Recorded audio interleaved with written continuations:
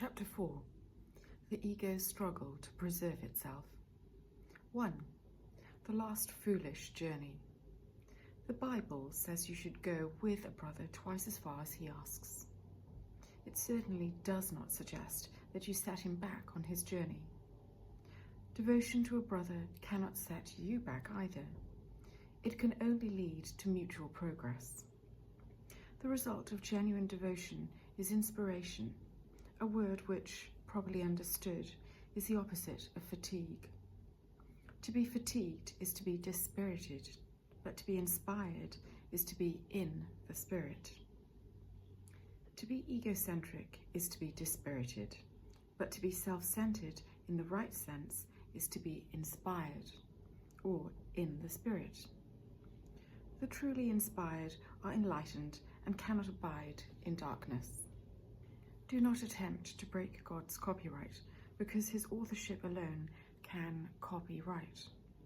Your own right authorship does not lie in remaking his copies, but in creating like him. Things that are true are not embarrassing. Embarrassment is only a form of fear, and actually a particularly dangerous form because it reflects egocentricity. Embarrassment is always an expression of egocentricity. If you complete the sentence stem, when I was called on to speak, with, I became embarrassed and could not speak, this should be corrected to, I recognized my authorship. You cannot be embarrassed by your own words unless you believe that you are responsible for them. We have already corrected word to thought, and you are free to allocate the authorship of your thoughts as you elect. You can thus speak from your spirit or from your ego, precisely as you choose. If you speak from your spirit, you have chosen to be still and know that I am God. These words are inspired because they come from knowledge. If you speak from your ego, you are disclaiming knowledge instead of affirming it, and are thus dispiriting yourself. The dispirited have no choice but to be narcissistic, and to be narcissistic is to place your faith in the unworthy. Your real worth is your divine authorship, and your spirit is its acknowledgement.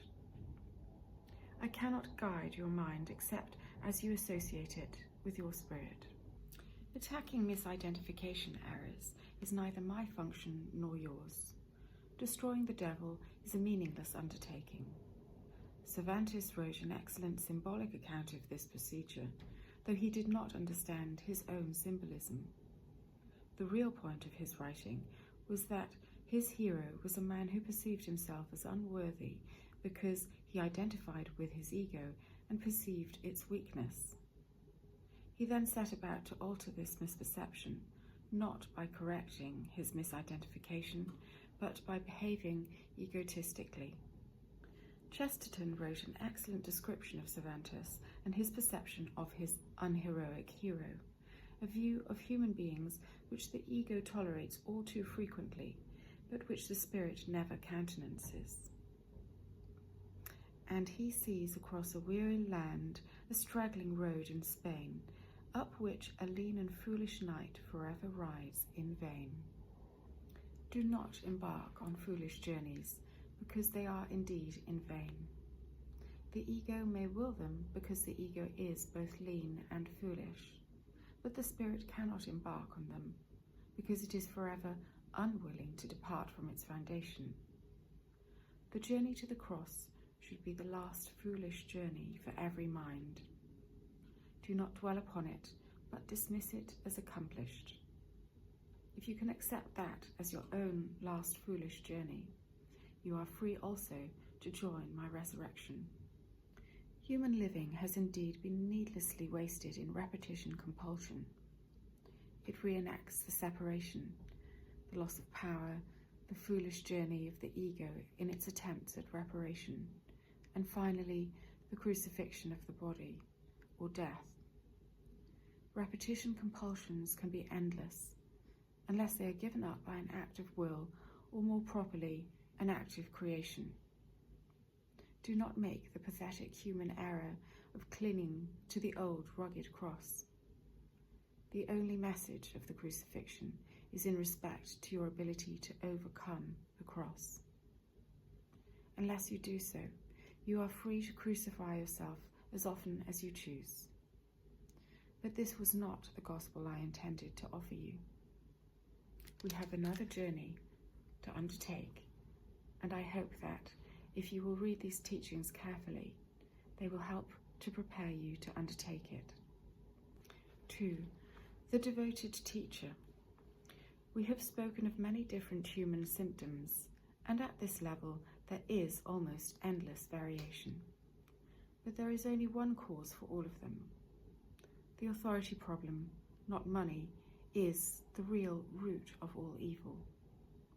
Money is but one of its many reflections, and is a reasonably representative example of the kind of thinking which stems from it.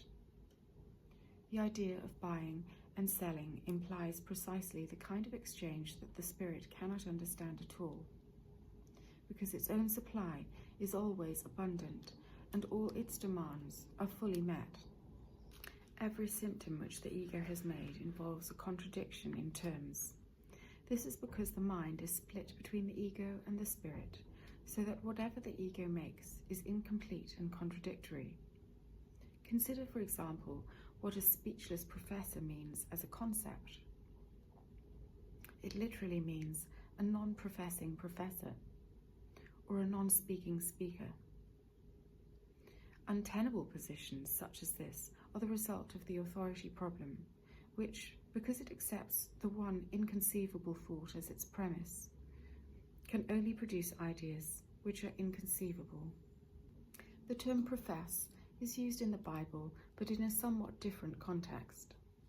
To profess is to identify with an idea and offer the idea to others to be their own. The idea does not lessen thereby, it becomes stronger. The teacher clarifies his own ideas and strengthens them by teaching them. Teacher and pupil, therapist and patient, are all alike in the learning process. They are in the same order of learning, and unless they share their lessons, they will lack conviction.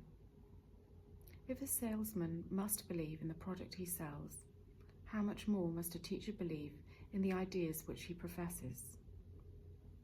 But he needs another condition. He must also believe in the students to whom he offers his ideas.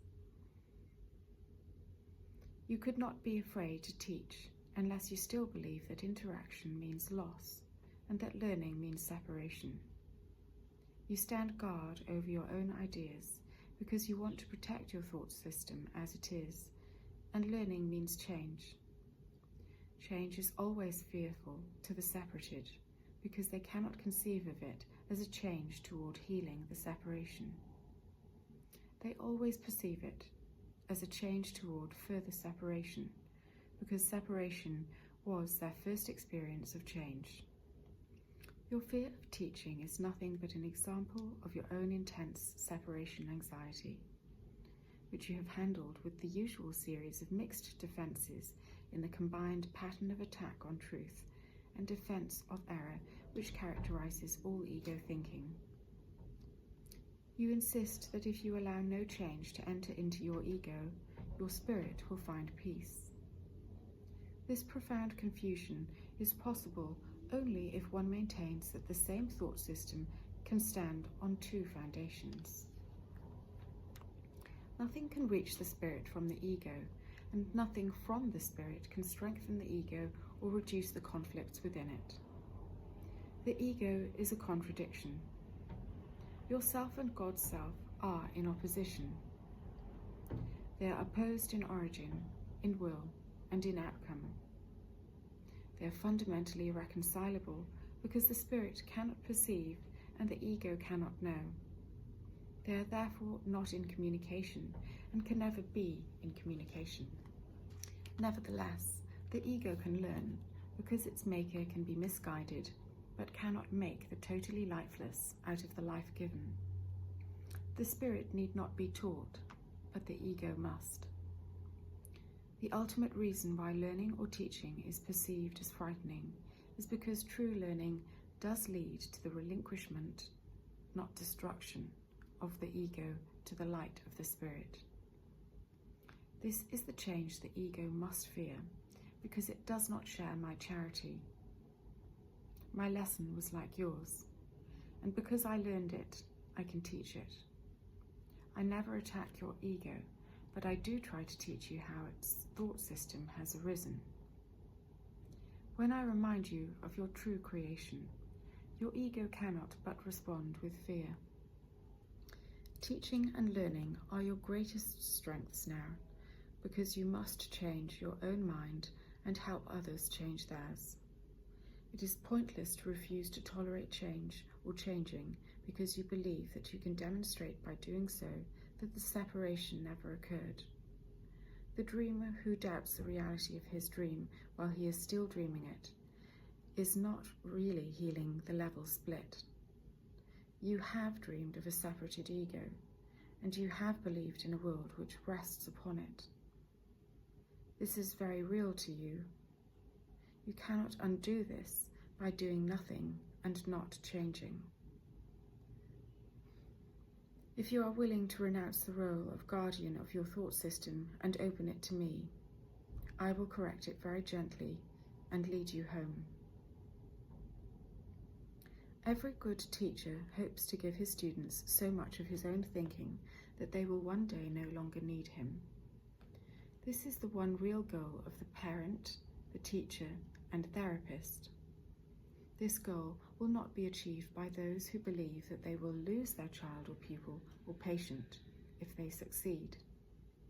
It is impossible to conceive the ego of this, because it goes against all of its own laws. But remember that laws are set up to protect the continuity of the system in which the lawmaker believes.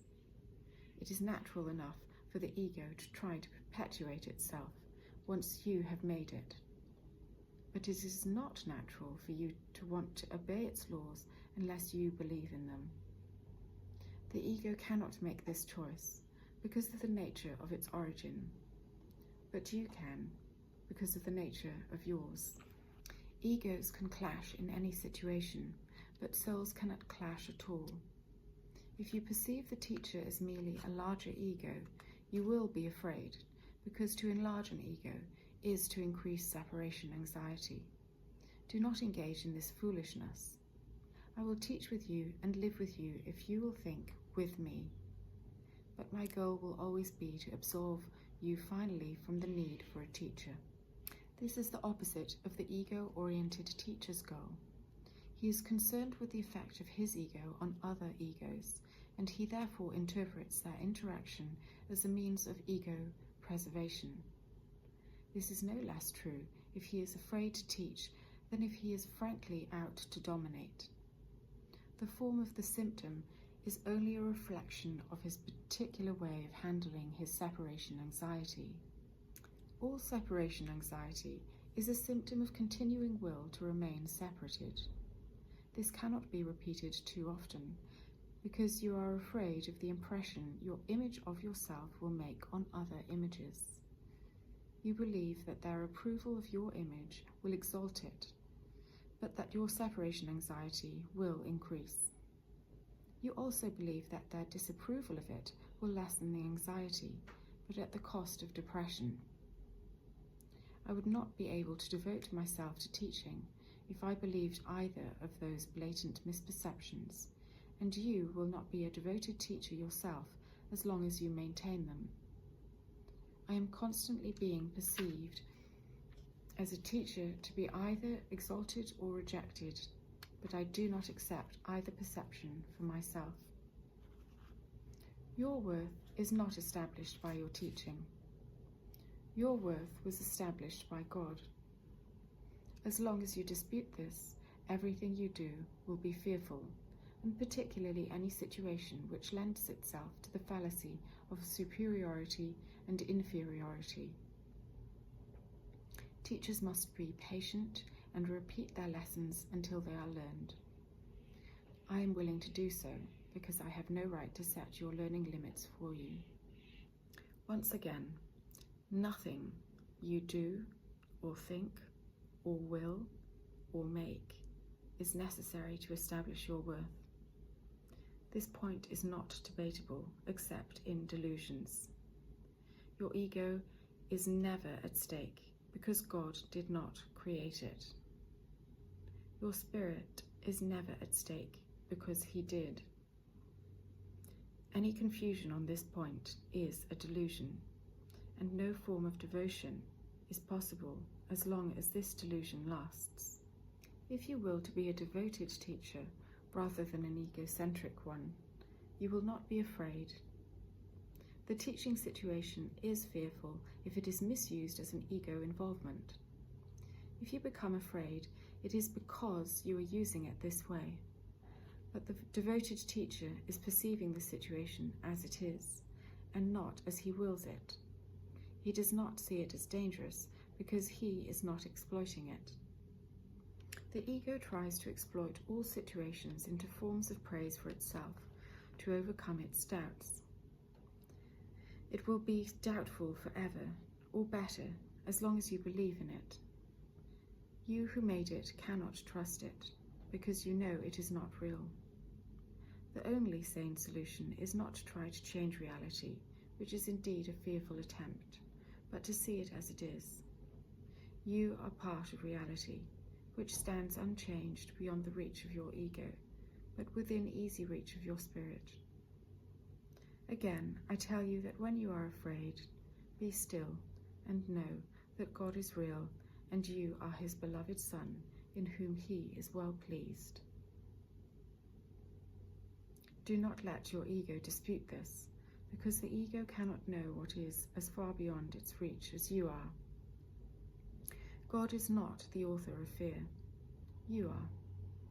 You have willed, therefore, to create unlike Him, and have made fear for yourself. You are not at peace because you are not fulfilling your function. God gave you a very lofty responsibility which you are not meeting. You know this, and you are afraid, but you have chosen to be afraid instead of meeting it. When you awaken, you will not be able to understand this, because it is literally incredible. Do not believe the incredible now. Any attempt to enhance its believableness is merely to postpone the inevitable. The word inevitable is fearful to the ego, but joyous to the spirit. God is inevitable, and you cannot avoid Him any more than He can avoid you. The ego is afraid of the spirit's joy, because once you have experienced this, you will withdraw all protection from your ego and become totally without investment in fear. Your investment is great now, because fear is a witness to the separation, and your ego rejoices when you witness to it. Leave it behind. Do not listen to it, and do not preserve it. Listen only to God, who is as incapable of deception as are the sons He created. As a teacher or therapist, release yourself and release others. Do not present a false and unworthy picture of yourself to others, nor accept such a picture of them yourself. The ego has built a shabby and unsheltering home for you because it cannot build otherwise. Do not try to make this impoverished house stand. Its weakness is your strength. Only God can make a home that was worthy of His creations, who have chosen to leave it empty by their own dispossession. But His home will stand forever, and is ready for you when you choose to enter. Of this you can be wholly certain. God is as incapable of creating the perishable as your ego is of making the eternal. Of your ego you can do nothing to save yourself or others, but of your spirit you can do everything for the salvation of both. Humility is a lesson for the ego, not for the spirit. The spirit is beyond humility because it recognizes its radiance and gladly sheds its light everywhere. The meek shall inherit the earth because their egos are humble, and this gives them better perception.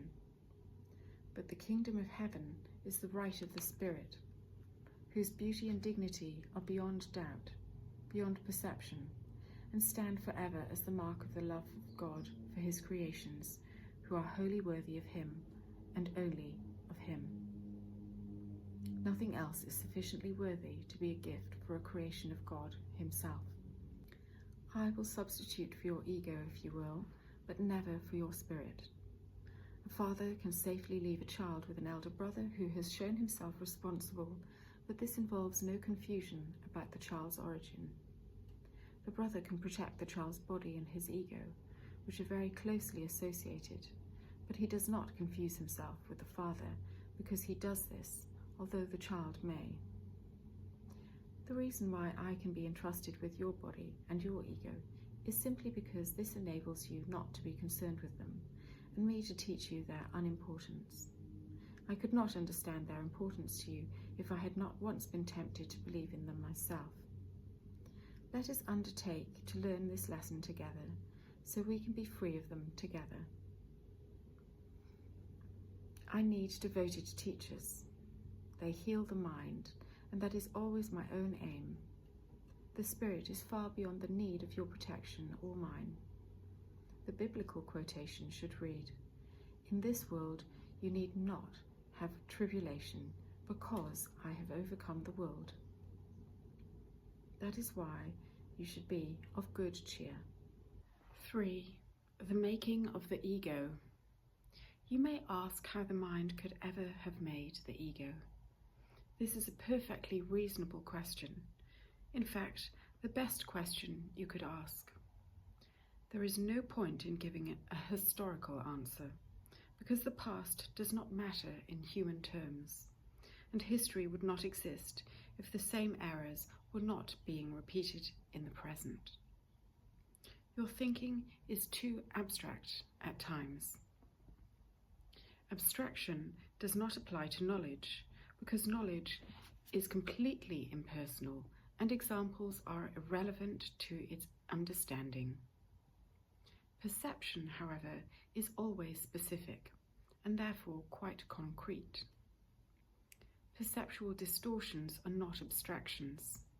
They are merely confusions. Each person makes one ego for himself, although it is subject to enormous variation because of its instability, and one for everyone he perceives, which is equally variable. Their interaction is a process which literally alters both, because they were not made either by or with the unalterable.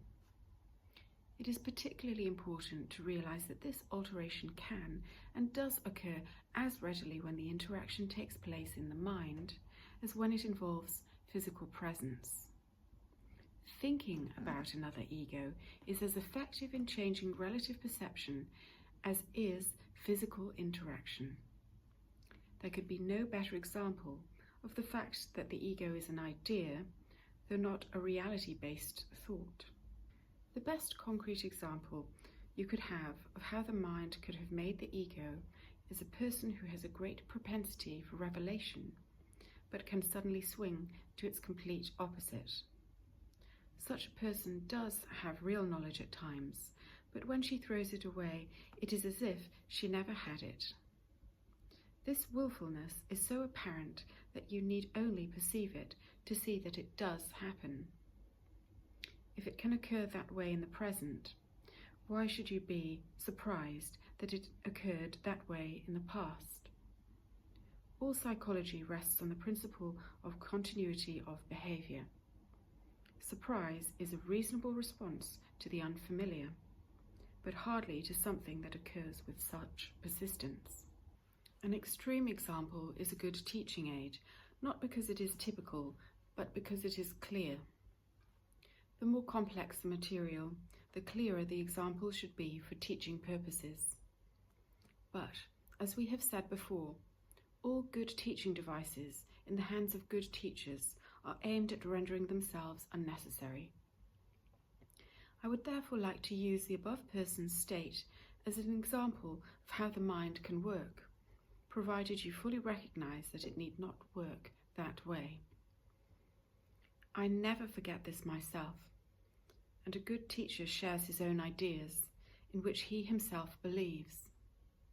Otherwise, he cannot really profess them, as we used the term before. With full recognition of its transitory nature, a recognition which I hope you share, this person's state offers a very good teaching example of alterations between spirit and ego, with concomitant variations between peace and frenzy. In answer to the question above, it is perfectly apparent that when she is ego-dominated, she does not know her spirit. As a result, she suffers from the intrusions of the ego, which is not her natural home, but not from complete lack of knowledge. Why are you surprised that something happened in the dim past when it can so clearly happen right now? You forget the love which even animals have for their own offspring and the need they feel to protect them. This is because they regard them as part of themselves. No one disowns something he regards as a very real part of himself. You react to your ego much as God does to his sons, with love, protection, and great charity. Your reaction to the self you made is not at all surprising. In fact, it duplicates in many ways the way you will one day react to your real creations, which are as timeless as you are. The question is not how you respond toward your ego, but only what you believe you are. Belief is an ego function, and as long as your origin is open to belief at all, you are regarding it from an ego viewpoint. That is why the Bible quotes me as saying, "Yea, believe in God, believe also in me." Belief does apply to me, because I am the teacher of the ego. When teaching is no longer necessary, you will merely know God. Belief that there is another way is the loftiest idea of which ego thinking is capable. This is because it contains a hint of recognition that the ego is not the self. Undermining the foundations of an ego's thought system must be perceived as painful, even though this is anything but true. Babies scream in rage if you take away a knife or scissors, even though they may well harm themselves if you do not. In this sense, you are a baby. You have no sense of real self-preservation, and are very likely to decide that you need precisely what would hurt you most. Whether you know it now or not, however, you have willed to cooperate in a concerted and very commendable effort to become both harmless and helpful, two attributes which must go together. Your attitudes, even toward this, are necessarily conflicted, because all attitudes are ego-based. This will not last. Be patient a while, and remember what we said once before. The outcome is as certain as God. 4. The ego's need to confirm itself. Only those who have a real and lasting sense of abundance can be truly charitable. This is quite obvious when you consider the concepts involved. To be able to give anything implies that you can do without it. Even if you associate giving with sacrifice, you still give only because you believe you are somehow getting something better, so you can do without the thing you give. Giving to get is an inescapable law of the ego, which always evaluates itself in relation to other egos, and is therefore continually preoccupied with the scarcity principle which gave rise to it. This is the meaning of Freud's pleasure principle. Freud was the most accurate ego psychologist we ever had, although he would not have preferred this description himself. His ego was a very weak and deprived concept, which could function only as a thing in need. The reality principle of the ego is not real at all. The ego is forced to perceive the reality of other egos because it cannot establish the reality of itself. In fact, its whole perception of other egos as real is only an attempt to convince itself that it is real. Self-esteem, in ego terms, means nothing more than that the ego has deluded itself into accepting its reality and is therefore temporarily less predatory. This self-esteem is always vulnerable to stress, a term which really means that a condition has arisen in which the delusion of the ego's reality is threatened. This produces either ego deflation or ego inflation, resulting in withdrawal or attack. The ego literally lives by comparisons. This means that equality is beyond its grasp and charity becomes impossible. The ego never gives out of abundance because it was made as a substitute for it. This is why the concept of getting arose in the ego's thought system. All appetites are getting mechanisms, representing ego needs to confirm itself. This is as true of bodily appetites as it is of the so-called higher ego needs. Bodily appetites are not physical in origin, because the ego regards the body as its home and does try to satisfy itself through it. But the idea that this is possible is a decision of the ego, which is completely confused about what is really possible. This accounts for its essentially erratic nature. Consider the inevitable confusion which must arise from a perception of the self which completes the sentence stem, "When I was completely on my own," with "I had no idea what was possible." The ego does believe it is completely on its own, which is merely another way of describing how it originated. This is such a fearful state that it can only turn to other egos and unite with them in a feeble attempt at identification or attack them in an equally feeble show of strength. The ego is free to complete the stem "when I was completely on my own" in any way it chooses, but it is not free to consider the validity of the premise itself, because this premise is its foundation. The ego is the belief of the mind that it is completely on its own. The ego's ceaseless attempts to gain the spirit's acknowledgement and thus really establish its own existence are utterly useless. The spirit, in its knowledge, is unaware of the ego. It does not attack the ego. It merely cannot conceive of it at all. While the ego is equally unaware of the spirit, it does perceive itself as rejected by something which is greater than itself. This is why self-esteem in ego terms must be a delusion. The creations of God do not create myths, but the creative efforts of human beings can turn to mythology under one condition only. What they then make is no longer creative. Myths are entirely perceptions and are so ambivalent in form and so characteristically good and evil in nature that the most benevolent of them is not without fearful components, if only in innuendo.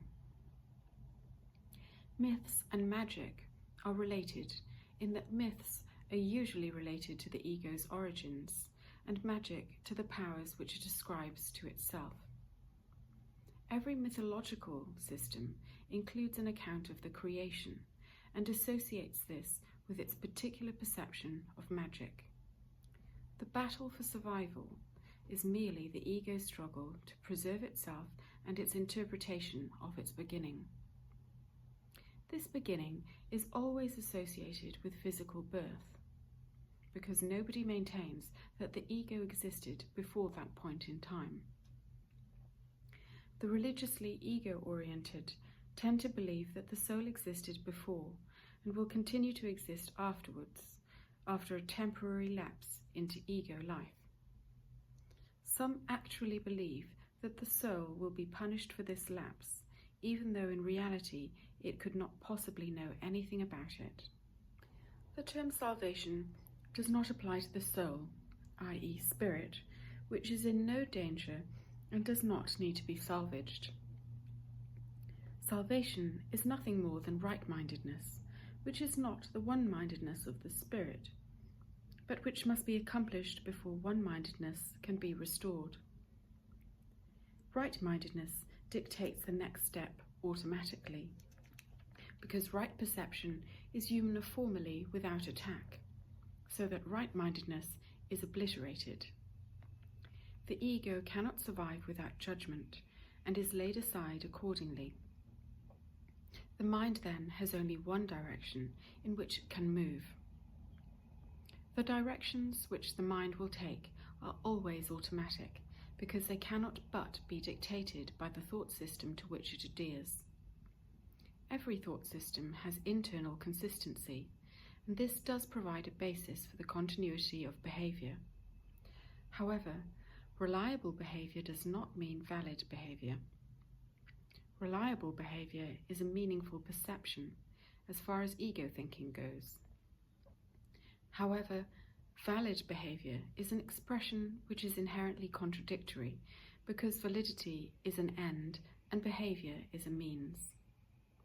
These cannot be combined logically, because when an end has been attained, the means for its attainment are no longer meaningful.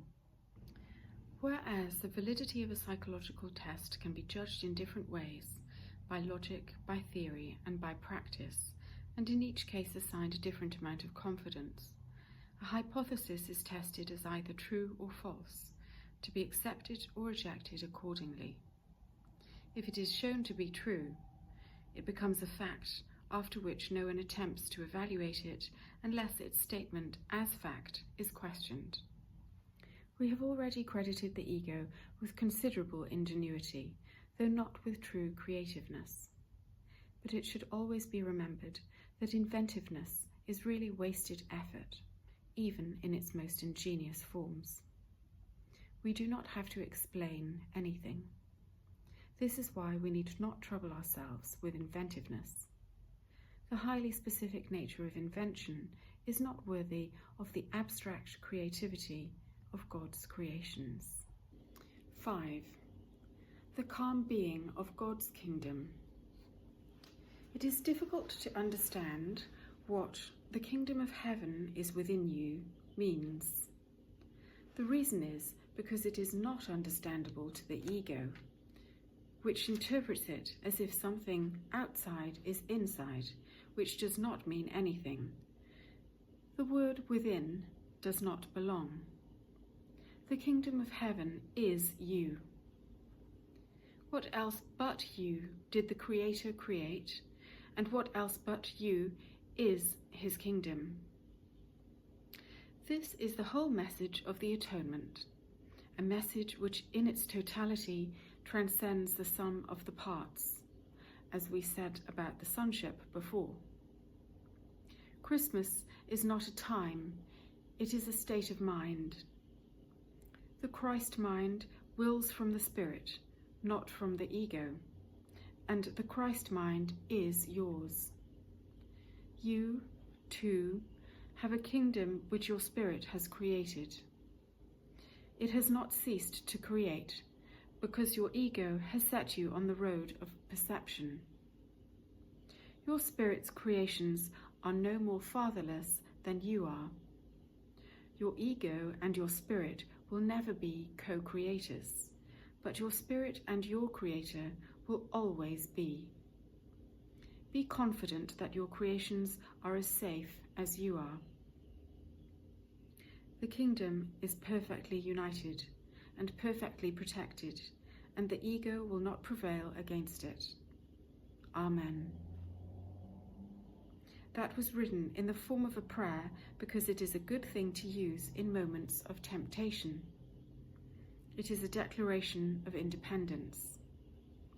You will find it very helpful if you understand it fully. In its characteristic upside-down way, the ego has taken the impulses from the superconscious and perceived them as if they arise in the unconscious. The ego judges what is to be accepted, and the impulses from the superconscious are essentially unacceptable to it. because they clearly point to the non-existence of the ego itself. When this occurs, the ego experiences threat, and not only senses but also reinterprets the data. However, as Freud very correctly pointed out, what you do not perceive, you still know, and it can retain a very active life beyond your awareness. Repression thus operates to conceal not only the baser impulses, but also the most lofty ones from the ego's awareness, because both are threatening to the ego, and being concerned primarily with its own preservation in the face of threat, it perceives them as the same. The threat value of the lofty is really much greater to the ego, because the pull of God himself can hardly be equated with the pull of human appetites. By perceiving them as the same, the ego attempts to save itself from being swept away, as it surely would be, in the presence of knowledge. The upper level of the unconscious thus contains the call of God as well as the call of the body. That is why the basic conflict between love and fear is unconscious. The ego cannot tolerate either and represses both by resorting to inhibition. Society depends on inhibiting the latter, but salvation depends on disinhibiting the former. The reason you need my help is because you have repressed your own guide and therefore need guidance. My role is to separate the true from the false in your own unconscious, so truth can break through the barriers the ego has set up and shine into your mind. Against our united strength, the ego cannot prevail. It should be quite apparent to you by now why the ego regards the spirit as its enemy. The ego arose from the separation, and its continued existence depends on a continuing belief in the separation. Reducing the spirit impulses to the unconscious, the ego has to offer you some sort of reward for maintaining this belief. All it can offer, in view of its own weakness, is a sense of temporary existence, which begins with its own beginning and ends with its own ending. It tells you that this life is your existence because it is its own. Against this sense of temporary existence, the spirit offers the knowledge of permanent and unshakable being. No one who has experienced the revelation of this can ever fully believe in the ego again. How can its meagre offering to you prevail against the glorious gift of God? You who are identified with your ego cannot believe that God loves you. You do not love what you have made, and what you have made does not love you. Egos are concerned with self-protection, not with love. Being made out of denial of the Father, they have no allegiance to their own Maker. You cannot conceive of the true relationship that exists between God and his sons because of the hatred you have for the self you have made. You project onto your own idea of yourself the will to separate, which conflicts with the love you also feel for what you made. No human love is without this ambivalence, and since no ego has experienced love without ambivalence, the concept is beyond its understanding. Love will enter immediately into any mind which truly wants it, but it must want it truly. And this means that it wants it without ambivalence. This kind of wanting is wholly without the ego's drive to get. There is a kind of experience that is so different from anything the ego can offer that you will never recover. The word is quite literal here. You will never hide again. It is necessary to repeat that your belief in darkness and in hiding is why the light cannot enter. The Bible has many references to the immeasurable gifts which are for you, but for which you must ask. This is not a condition as the ego sets conditions. It is the glorious condition of what you are. No force except your own will is strong enough or worthy enough to guide you. In this, you are as free as God and must remain so forever. You can never be bound except in honour, and that is always voluntary. Let us ask the Father in my name to keep you mindful of his love for you and yours for him. He has never failed to answer this request, because it asks only for what he has already willed. Those who call truly are always answered. If you become fearful at this, remember, thou shalt have no other gods before me, because there are none. You still think there are. It has never really entered your mind to give up every idea you have ever had that opposes knowledge. You retain thousands of little scraps of meanness which prevent the Holy One from entering. Light cannot penetrate through the walls you make to block it, and it is forever unwilling to destroy what you have made. No one can see through a wall, but I can step around it. Watch your mind for the scraps of meanness, or you will be unable to ask me to do so. I can help you only as our Father created us. I will love you and honour you, and maintain complete respect for what you have made. But I will neither love nor honour it unless it is true. Ask me truly, and I will come. Do not ask me truly, and I will wait. I will never forsake you any more than God will. But I must wait as long as you will to forsake yourself. Because I wait in love and not in impatience, you will surely ask me truly. I will come gladly in response to a single, unequivocal call. Watch carefully and see what it is you are truly asking for. Be very honest with yourself about this, for we must hide nothing from each other. If you will really try to do this, you have taken the first step toward preparing your mind for the Holy One to enter. We will prepare for this together, and once he has come, you will be ready to help me make other minds ready for him. How long will you deny him his kingdom? In your own unconscious, deeply repressed by the ego, is the declaration of your release.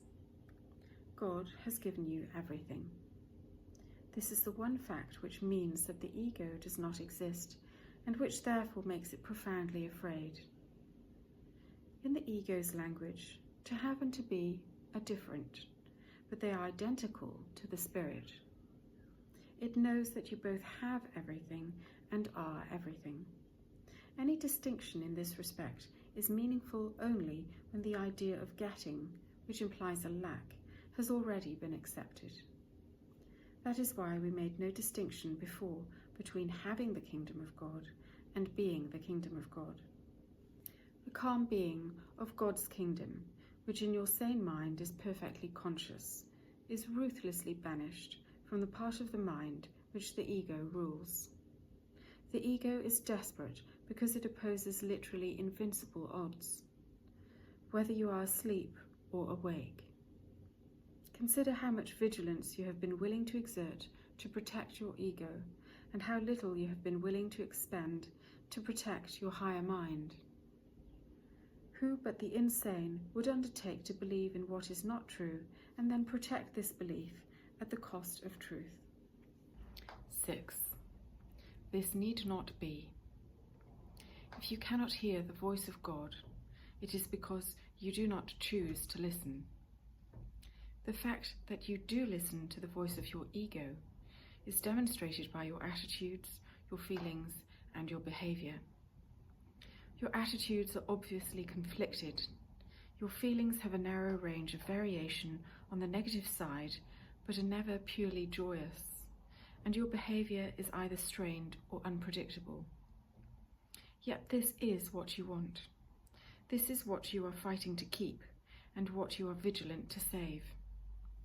Your mind is filled with schemes to save the face of your ego, and you do not seek the face of God.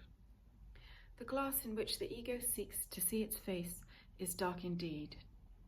How can it maintain the trick of its existence, except with mirrors? But where you look to find yourself is up to you. We have said that you cannot change your mind by changing your behavior, but we have also said, and many times before, that you can change your mind.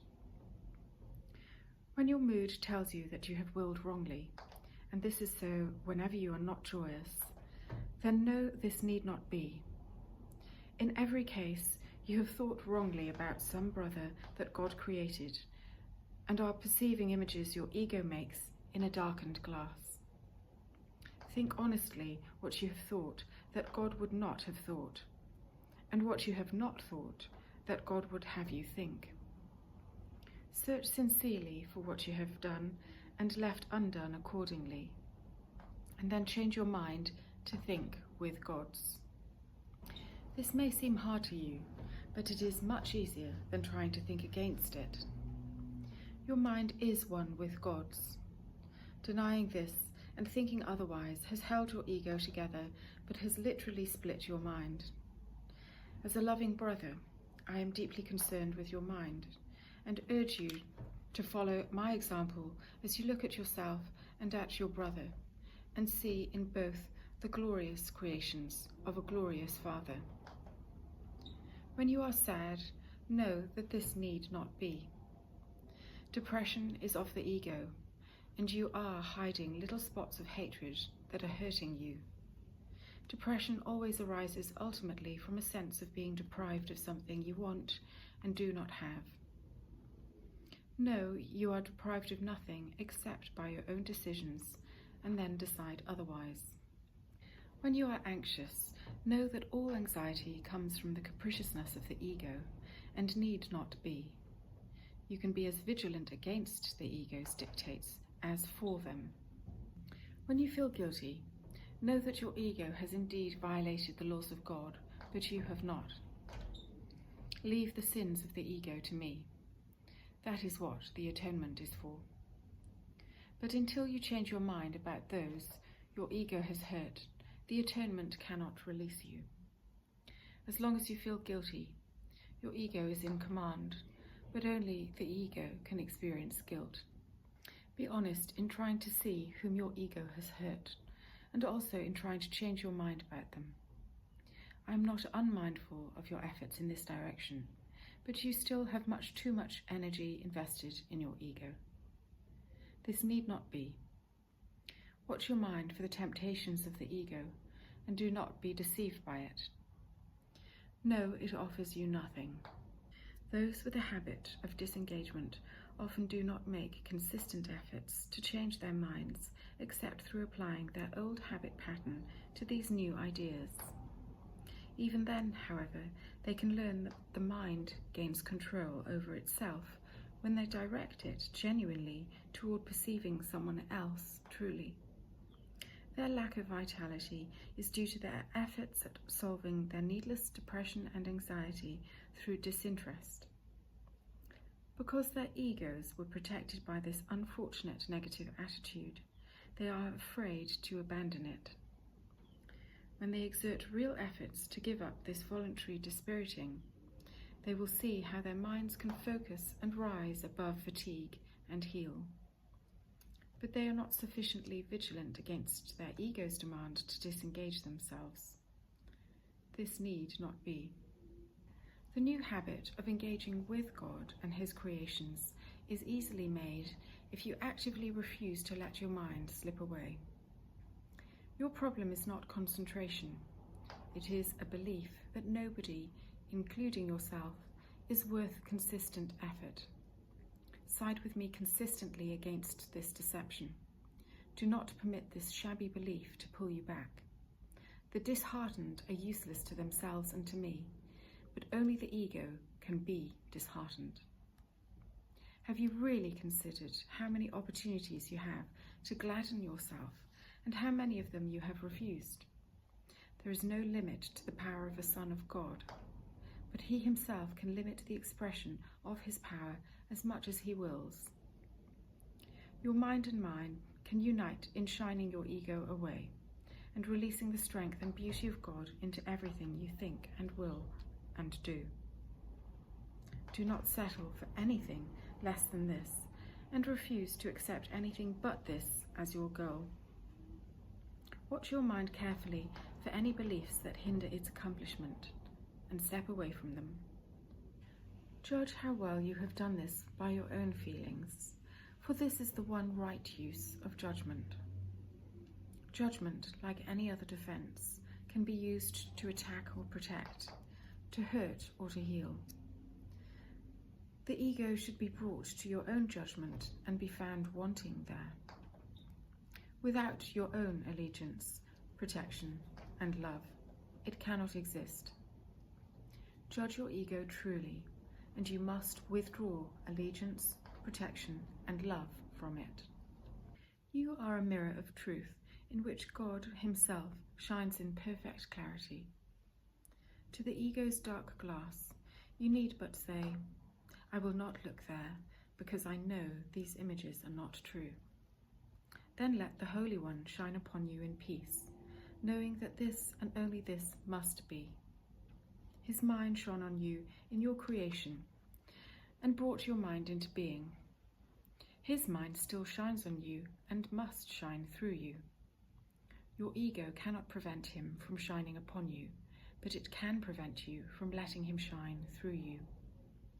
The first coming of Christ is just another name for the creation, because Christ is the Son of God. The second coming of Christ means nothing more than the end of the ego's rule over part of the minds of men and the healing of the mind. I was created like you in the first, and I am reminding you that I have called you to join with me in the second. If you will think over your life, you will see how carefully the preparations were made. I am in charge of the second coming, as I already told you, and my judgment, which is used only for its protection, cannot be wrong, because it never attacks. Yours is so distorted that you believe that I was mistaken in choosing you. I assure you this is a mistake of your own ego.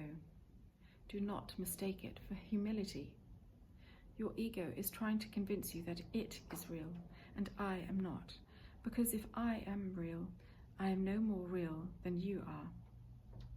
That knowledge, and I assure you that it is knowledge, means that Christ has come into your mind and healed it. I am not attacking your ego, but I am working with your higher mind, whether you sleep or wake, just as your ego does with your lower mind. I am your vigilance in this, because you are too confused to recognize your own hope. I was not mistaken. Your mind will elect to join with mine, and together we are invincible. You and your brother will yet come together in my name, and your sanity will be restored. I raised the dead by knowing that life is an eternal attribute of everything the living God created. Why do you believe that it is harder for me to inspire the dispirited or to stabilize the unstable? I do not believe that there is an order of difficulty in miracles. You do. I have called you, and you will answer. I know that miracles are natural because they are expressions of love. My calling you is as natural as your answer and as inevitable. 7. The real question. All things work together for good. There are no exceptions except in the ego's judgment. The ego resents everything it does not control. Control is a central factor in what the ego permits into consciousness, and one to which it devotes its maximum vigilance.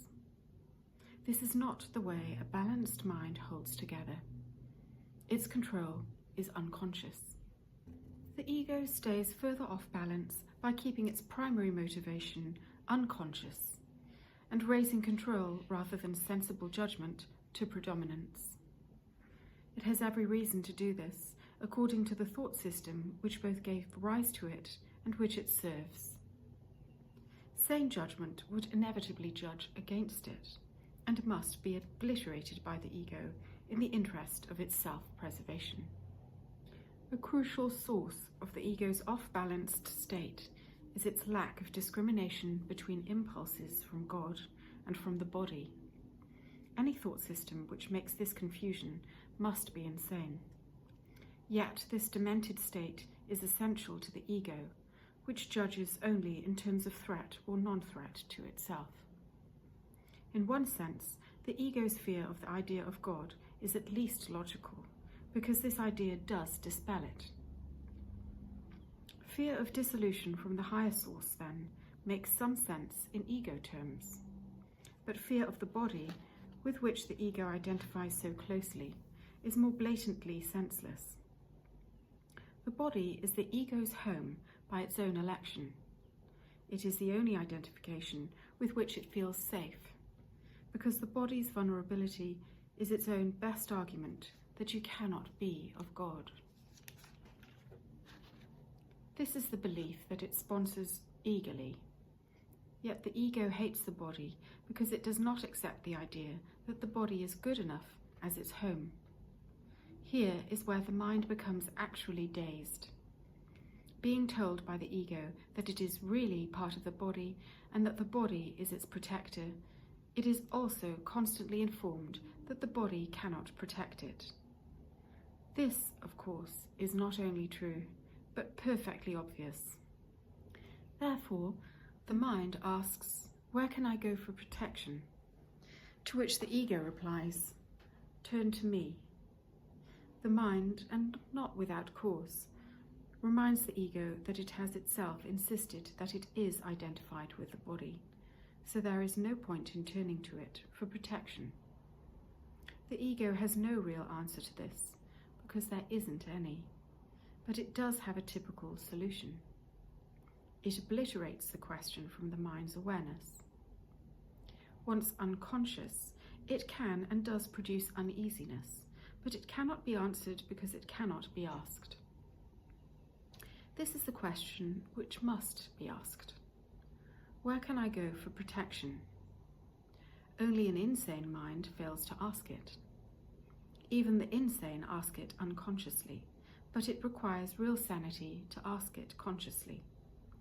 The real problem is correctly stated as, what is the question? Because the answer can be found if the question is recognized.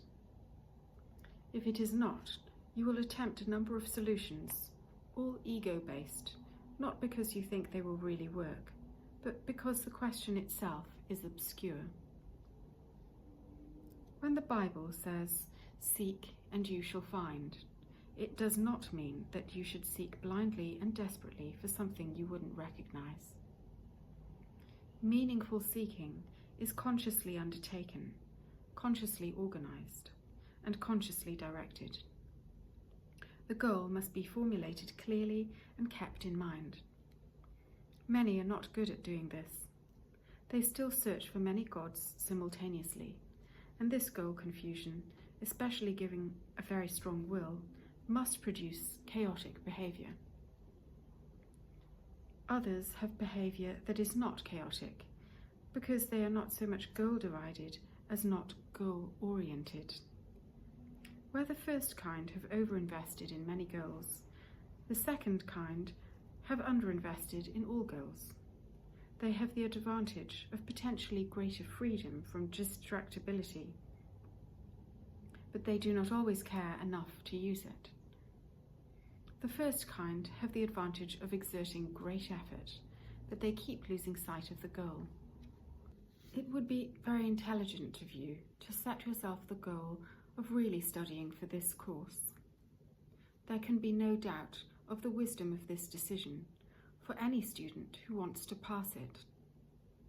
But, knowing your individual weaknesses as a learner, and being a teacher with some experience, I must remind you that learning and wanting to learn are inseparable. All learners learn best when they believe what they are trying to learn is of value to them. But values in this world are hierarchical, and not everything you may want to learn has lasting value. Indeed, many of the things you want to learn are chosen because their value will not last. The ego thinks it is an advantage not to commit itself to anything that is eternal, because the eternal must come from God. Eternalness is the one function that the ego has tried to develop but has systematically failed to achieve. It may surprise you to learn that had the ego willed to do so, it could have made the eternal, because, as a product of the mind, it is endowed with the power of its own maker. But the decision to do this, rather than the ability to do it, is what the ego cannot tolerate.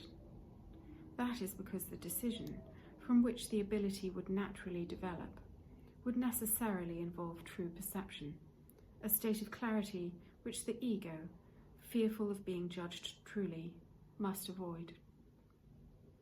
The results of this seeming dilemma are peculiar, but no more so than the dilemma itself. The ego has reacted characteristically here as elsewhere, because mental illness, which is always a form of ego involvement, is not a problem of reliability as much as of validity. The ego compromises with the issue of the eternal, just as it does with all issues that touch on the real question in any way. By compromising in connection with all tangential questions, it hopes to hide the real question and keep it out of mind. Its characteristic busyness with non-essentials is precisely for that purpose. Consider the alchemical's age-old attempts to turn base metal into gold. The one question which the alchemist did not permit himself to ask was, what for? He could not ask this because it would have immediately become apparent that there was no sense in his efforts, even if he succeeded. The ego has also countenanced some strange compromises with the idea of the eternal, making odd attempts to relate the concept to the unimportant in an effort to satisfy the mind without jeopardizing itself. Thus, it has permitted many good minds to devote themselves to perpetual motion, but not to perpetual or eternal thoughts. Ideational preoccupations with conceptual problems set up to be incapable of solution are another favourite ego device for impeding the strong-willed from real progress in learning. The problems of squaring the circle and carrying pi to infinity are good examples. A more recent ego attempt is particularly noteworthy. The idea of preserving the body by suspension, thus giving it to the kind of limited immortality which the ego can tolerate, is among its more recent appeals to the mind. It is noticeable that in all these diversionary tactics, the one question which is never asked by those who pursue them is, what for? This is the question which you must learn to ask in connection with everything your mind wills to undertake. What is your purpose? Whatever it is, you cannot doubt that it will channelize your efforts automatically. When you make a decision of purpose, then you have made a decision about future effort, a decision which will remain in effect unless you change the decision. Psychologists are in a good position to realize that the ego is capable of making and accepting as real some very distorted associations which are not true. The confusion of sex with aggression and resulting behavior, which is the same for both, is a good example. This is understandable to the psychologist and does not produce surprise. The lack of surprise, however, is not a sign of understanding. It is a symptom of the psychologist's ability to accept as reasonable a compromise which is clearly senseless, to attribute it to the mental illness of the patient rather than his own, and to limit his questions about both the patient and himself to the trivial. These relatively minor confusions of the ego are not among its more profound misassociations, although they do reflect them. Your own ego has been blocking the more important questions which your mind should ask. You do not understand a patient while you yourself are willing to limit the questions you raise about his mind because you are also accepting these limits for yours. This makes you unable to heal him and yourself. Be always unwilling to adapt to any situation in which miracle-mindedness is unthinkable. That state in itself is enough to demonstrate that perception is wrong. 8. The rewards of God. It cannot be emphasized too often that correcting perception is merely a temporary expedient. It is necessary only because misperception is a block to knowledge, while accurate perception is a stepping stone toward it. The whole value of right perception lies in the inevitable judgment, which it necessarily entails, that it itself is unnecessary. This removes the block entirely. You may ask how this is possible, as long as you appear to be living in this world. And since this is a sensible question, it has a sensible answer. But you must be careful that you really understand the question. What is the you who are living in this world? You may have trouble with this, but if you will try not to close your mind, you may decide that we are not engaging in denial after all. To help you, it might be wise for you to review some related concepts with which you do not appear to have trouble. You may, for instance, like the idea of invisible realities, or be particularly open to the concept of different orders of reality. You may also find the notion of varying densities of energy appealing. While these are merely teaching aids, this might be a good time to employ them. Immortality is a constant state. It is as true now as it ever was or will be, because it implies no change at all. It is not a continuum, and it is not understood by comparing it with an opposite. Knowledge never involves comparisons. This is its essential difference from everything else the mind can grasp. A little knowledge is not dangerous except to the ego.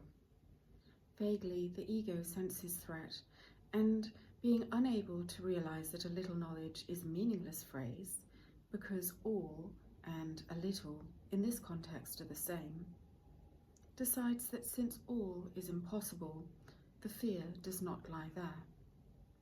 A little, however, is a scarcity concept, and this the ego understands well. Regarding all as impossible, a little is perceived as the real threat. The essential thing to remember, always, is that the ego does not recognize the real source of its perceived threat, and if you associate yourself with your ego, you do not perceive the whole situation as it really is. Only your allegiance to it gives the ego any power over you. We have spoken of the ego as if it were a separate thing, acting on its own. This was necessary to persuade you that you cannot dismiss it lightly, and must realize how much of your thinking is ego-directed. But we cannot safely leave it at that, or you will regard yourself as necessarily conflicted as long as you are here, or more properly, believe that you are here. The ego is nothing more than a part of your belief about yourself. Your other life has continued without interruption, and has always been, and always will be, totally unaffected by your attempts to dissociate. The ratio of repression and dissociation of truth varies with the individual ego illusion, but dissociation is always involved, or you would not believe that you are here. When I told you to concentrate on the phrase, "Here I am, Lord," I did not mean in this world by here. I wanted you to think of yourself as a distinct consciousness, capable of direct communication with the creator of that consciousness.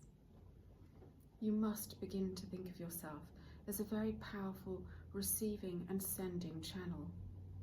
Your great debt to your brother is something you shall never forget. It is exactly the same debt that you owe to me. Whenever you react egotistically toward your brother, you are throwing away the graciousness of your indebtedness and the holy perception it would produce. The reason why the term holy can be used here is that as you learn how much you are indebted to the whole sonship, which includes me, you come as close to knowledge as perception ever can. This gap is so small, knowledge can easily flow across it and obliterate it forever. You have very little trust in me as yet, but it will increase as you turn more and more often to me instead of to your ego for guidance. The results will convince you increasingly that your choice in turning to me is the only sane one you can make. No one who has learned from experience that one choice brings peace and joy, while another brings chaos and disaster, needs much conditioning. The ego cannot withstand the conditioning process because the process itself demonstrates that there is another way. The classic conditioning by rewards model has always been most effective. Howard Hunt made a very good point in this connection, even though he did not understand that the real reason why conditioning through pain is not the most efficient method is because pain itself is an ego illusion and can never induce more than a temporary effect. The rewards of God are immediately recognized as eternal. Since this recognition is made by you and not by your ego, the recognition itself establishes that you and your ego cannot be identical. You may believe that you already accept the difference, but you are by no means convinced as yet.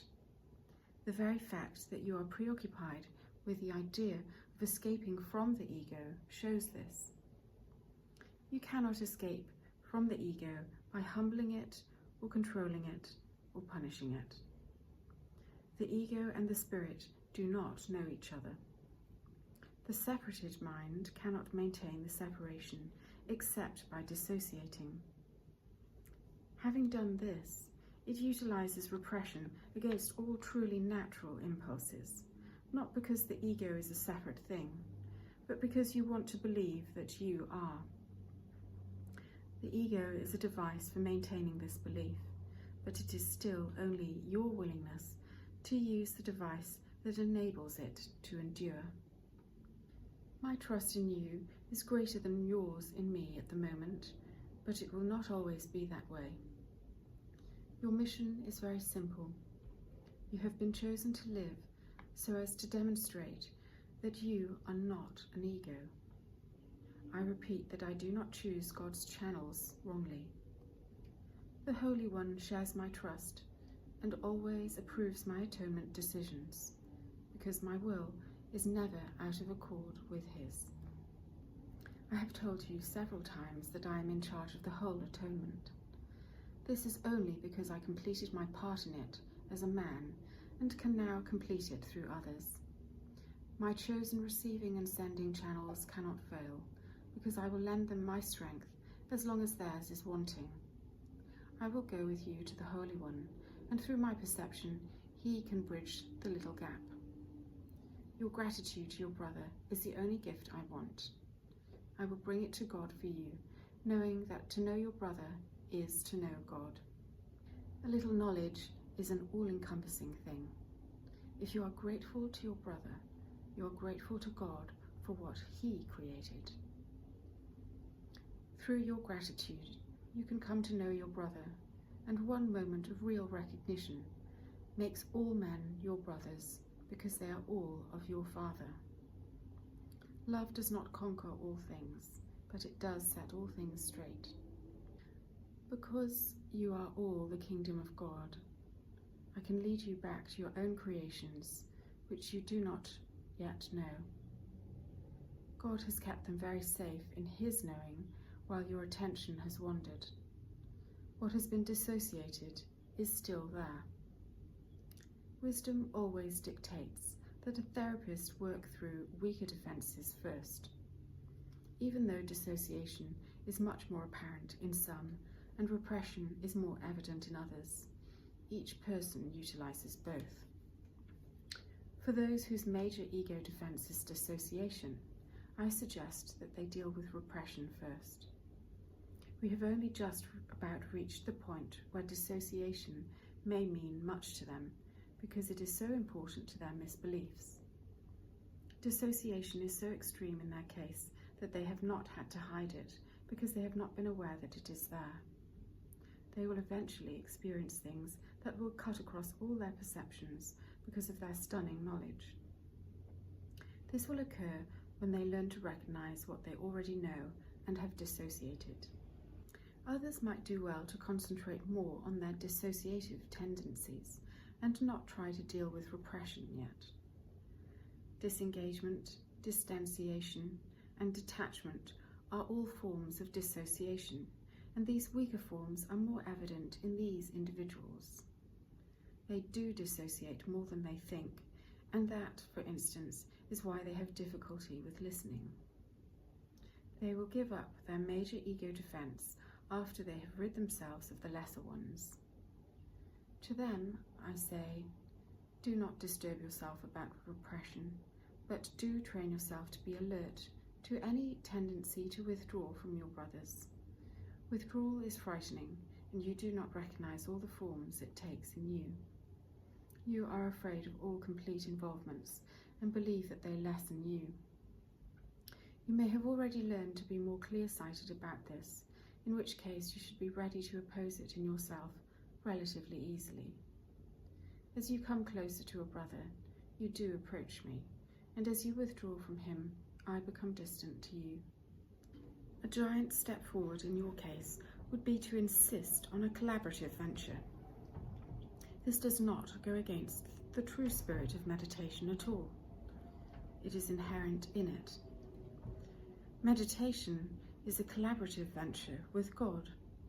It cannot be undertaken successfully by those who disengage themselves from the sonship, because they are disengaging themselves from me.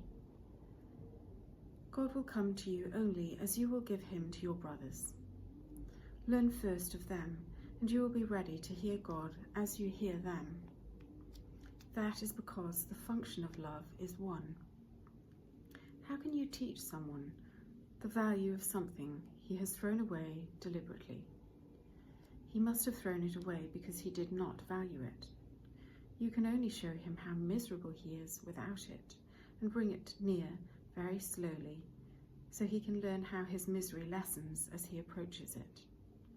This conditions him to associate his misery with its absence, and to associate the opposite of misery with its presence. It gradually becomes desirable as he changes his mind about his worth. I am conditioning you to associate misery with the ego and joy with your spirit. You have conditioned yourself the other way around. But a far greater reward will break through any conditioning if that reward is repeatedly offered when the old habit is broken. You are still free to choose, but can you really want the rewards of the ego in the presence of the rewards of God? 10. Complete and direct communication. It should be clear that while the content of any particular ego illusion does not matter, it is usually more helpful to correct it in a specific context. You are often too abstract in this matter. Ego illusions are quite specific, although they frequently change. And although the mind is naturally abstract, it became concrete voluntarily as soon as it split. However, only part of it split, so only part of it is concrete. The concrete part is the same part that believes in the ego, because the ego depends on the specific. It is the part that believes your existence means you are separate. Everything the ego perceives is a separate whole, without the relationships that imply being. The ego is thus against communication, except insofar as it is utilized to establish separateness rather than to abolish it. The communication system of the ego is based on its own thought system, as is everything else it dictates. Its communication is controlled by its need to protect itself, and it will disrupt communication when it experiences threat. While this is always so, individual egos perceive different kinds of threat, which are quite specific in their own judgment. For example, although all forms of perceived demand may be classified or judged by the ego as coercive communication, which must be disrupted, the response of breaking communication will nevertheless be to a specific person or persons. The specificity of the ego's thinking, then, results in a spurious kind of generalization, which is really not abstract at all. It will respond in certain specific ways to all stimuli which it perceives as related. In contrast, the spirit reacts in the same way to everything it knows is true, and does not respond at all to anything else. Nor does it make any attempt to establish what is true. It knows that what is true is everything that God created.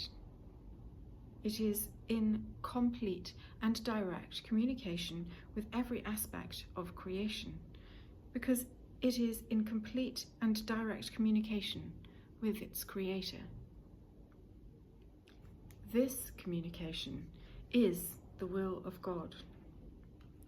Creation and communication are synonymous. God created every mind by communicating his mind to it, thus establishing it forever as a channel for the reception of his mind and will. Since only beings of a like order can truly communicate, his creations naturally communicate with him and communicate like him. This communication is perfectly abstract, in that its quality is universal in application and not subject to any judgment, any exception, or any alteration. God created you by this and for this.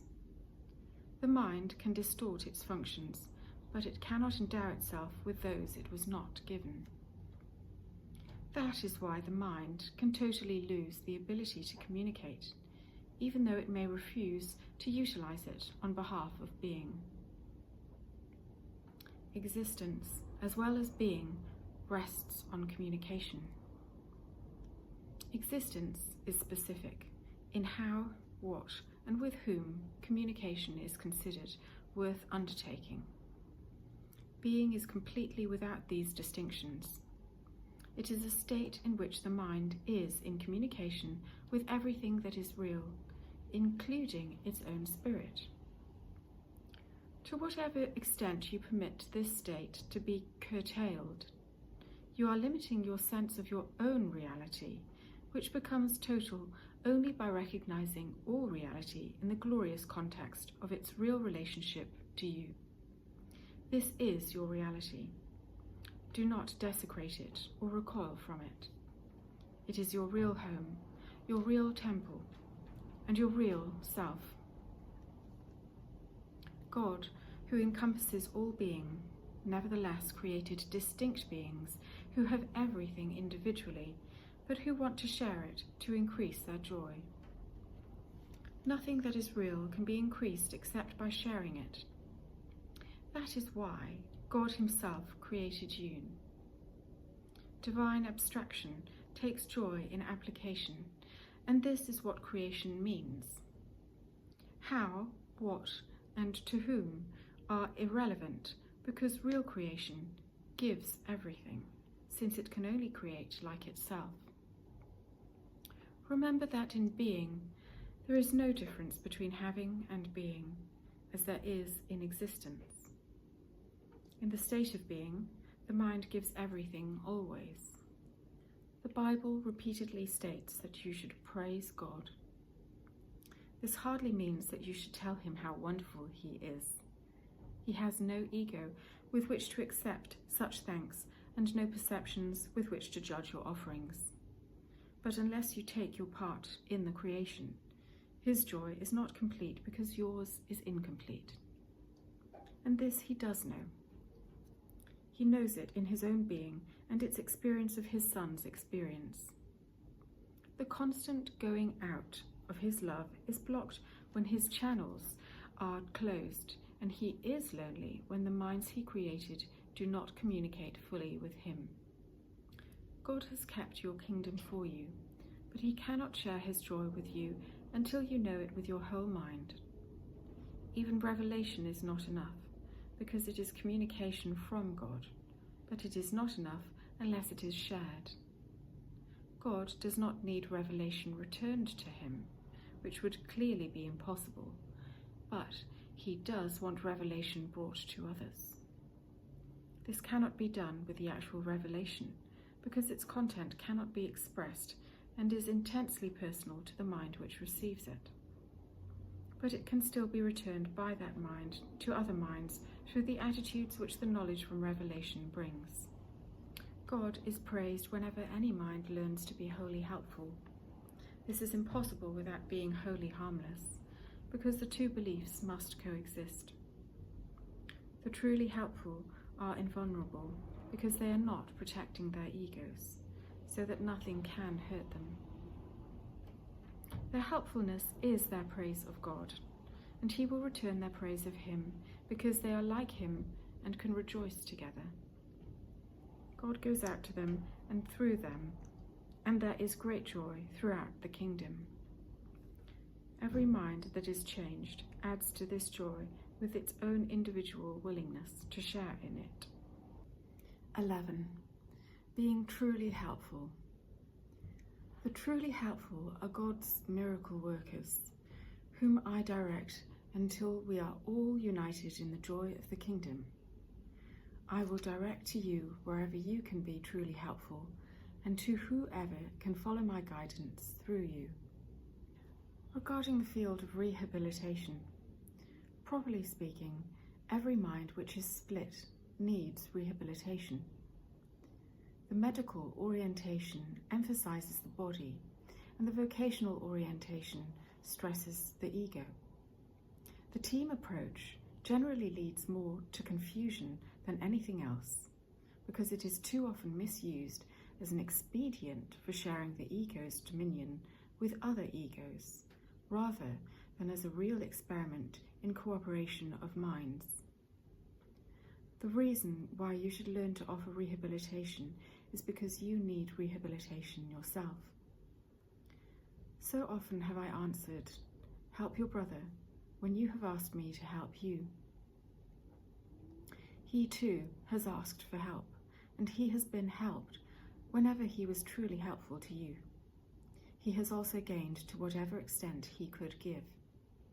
Rehabilitation, as a social movement, has been an improvement over overt neglect, but it is often little more than a painful attempt on the part of the halt to lead the blind. This can be seen easily enough, but it is not what you need to look at. You have a fear of broken bodies because your ego cannot tolerate them. Your ego cannot tolerate ego weakness either, without ambivalence, because it is afraid of its own weakness and the weakness of its chosen home. That is really why you recoil from the demands of the dependent and from the sight of a broken body. Your ego is threatened and blocks your natural impulse to help, placing you under the strain of divided will. You withdraw to allow your ego to recover and to regain enough strength to be helpful again on a basis limited enough not to threaten your ego, but also too limited to give you joy.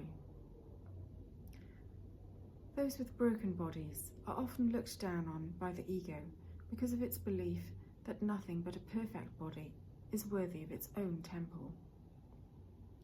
A mind that recoils from a hurt body is in great need of rehabilitation itself.